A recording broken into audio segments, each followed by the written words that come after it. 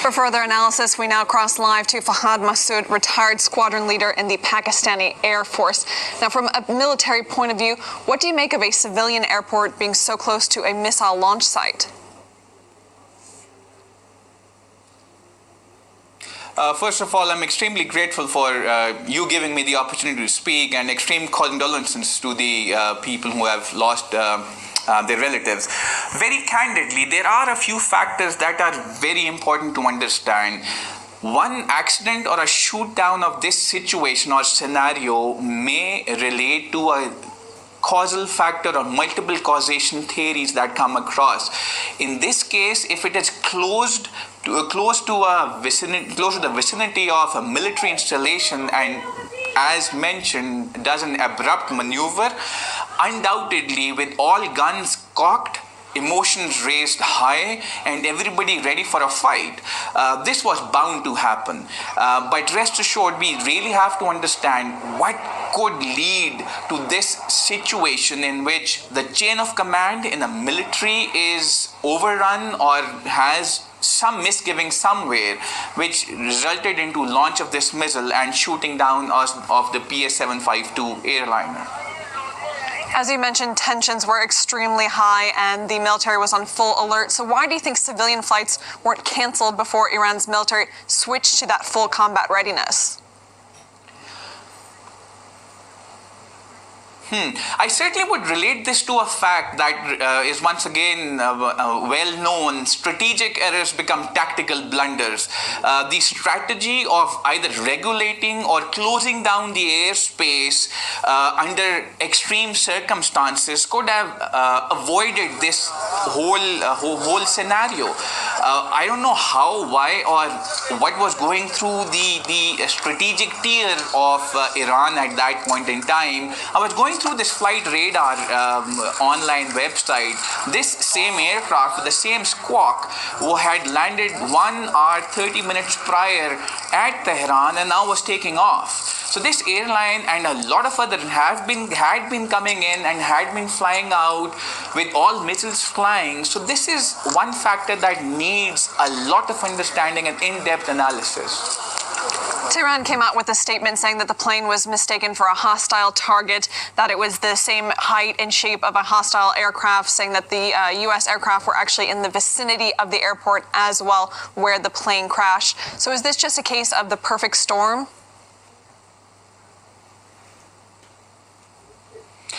Well, it does not relate in any context, because if we understand, if there's a projectile that's coming in to attack maybe or hit a target, it will be always coming high to low, not low to high. So this projectile as was taking off and going towards Kyiv, the PS-752 being specific, it was all in relation to an aircraft taking off. So I don't believe it had any intent of generating or triggering any alarm bells in Iran's military hierarchy anyways. The foreign minister, Zarif, blames U.S. adventurism for the crisis situation that then led to the human error that caused this tragedy. What do you make of that statement? Well, adventurism, yes. Once again, as I've mentioned before, it's always a chain of events that take place to an air crash in accident. In this one specific fact, the initiation was by Americans through this the assassination of General Qasem Soleimani and the retaliation that took place from the Iranian soil of the two air bases that were attacked. So these are two initial factors, but what we really have to grasp here is the concept that was coined by Clausewitz, known as the fog of war.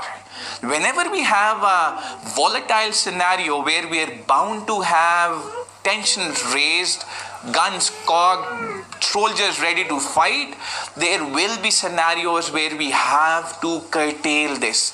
And the big picture to how to reduce this scenario and how to de-escalate this, I believe the Iranians have taken the first step. I would certainly understand and relate this to Ms. Lais Doucet's analysis of this admission of fault by the Iranians. That they've made this mistake and it's a blunder that they've done, shouldn't have happened.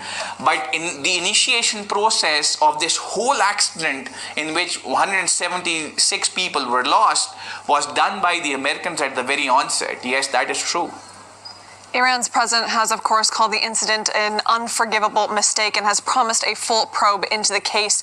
What do you think that will mean for those who are responsible? Within the military, as I relate to, it is a very loud and clear situation because now this is an international event. In the military, the rules of engagement are very clear. The blames, or for that matter, the people or the designations responsible for these misgivings or incidents to take place, they will be held responsible. As Justin Trudeau has very specifically said, Prime Minister of Canada, that people have to be brought to the international front. People have to know what went wrong, where it went wrong. And I would certainly like to mention one thing, that this is a rather rudimentary surface-to-air missile system. We've been speaking with Fahad Massoud, retired squadron leader in the Pakistani Air Force. Thank you for your time and your comments.